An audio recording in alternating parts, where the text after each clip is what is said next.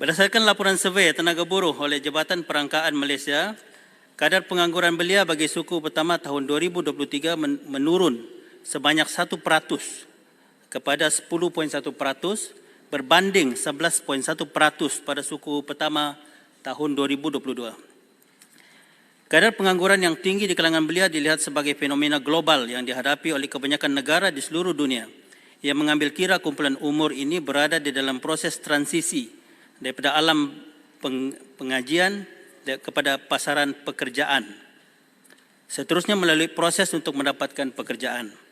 Kerajaan secara berterusan merangka dan melaksanakan pelbagai inisiatif merentasi kementerian dan agensi bagi membantu mengurangkan kadar pengangguran secara keseluruhannya, termasuk dalam kalangan belia di bandar dan di luar bandar. Untuk makluman juga, kadar pengangguran kita keseluruhan yang tadi belia, keseluruhan juga menurun.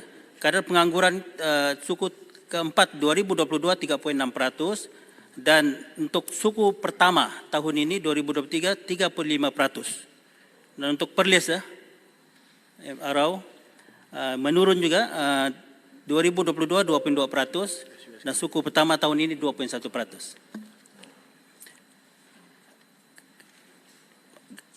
Kementerian Sumber Manusia melalui Perkeso mempergiatkan beberapa program bagi menggalakkan penyertaan tenaga kerja termasuk di kalangan belia.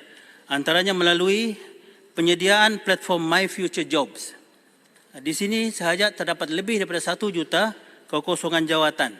Dan dari segi profesional, yang kekosongannya adalah lebih kurang 148,000. Program Karnival Kerjaya di seluruh negara digerakkan sebanyak 1,366 siri karnival telah dijalankan sehingga kini dengan 21,740 pencari kerja telah berjaya mendapatkan penempatan pekerjaan di mana 78.12% adalah daripada kalangan belia. Program yang ketiga, program Bina Kerjaya, pekerja informal, gig riders, dan juga kita menjalankan kerjasama bersama Kementerian Belia dan Sukan untuk memperkasa program perantisan kepada para belia. Mohon izin Datuk Yang Pertua sebab ini penting untuk belia, saya mohon sedikit masa. Silakan Menteri. Menawar dan menyediakan pelbagai program dengan izin reskilling dan upskilling berteraskan pendidikan dan latihan teknikal dan vocational TVET dan pelbagai disiplin cabang pekerjaan melalui Jabatan Tenaga Manusia, Jabatan Pembangunan Kemahiran, Pembangunan Sumber Manusia Berhad dan Perkeso. Agensi-agensi ini menawarkan program latihan kemahiran meliputi aspek teori dan praktikal, mencakupi pelbagai bidang yang bersesuaian dengan permintaan industri semasa. Berdasarkan statistik penilaian majikan terhadap pelajar TVET kita melalui kajian ILJ JTM yang menjalani latihan industri mendapati 99.4%. Majikan berpuas hati dengan kualiti dan prestasi pelajar melaksanakan kerja.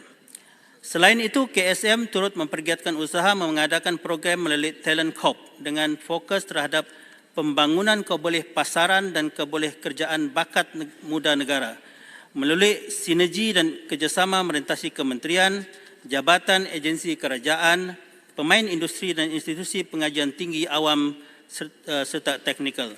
Antara inisiatif tersebut ialah platform pemprofilan MyNext, program latihan industri berstruktur nasional MySIP dan kolaborasi industri akademia dan juga program Young Employable Student, YES.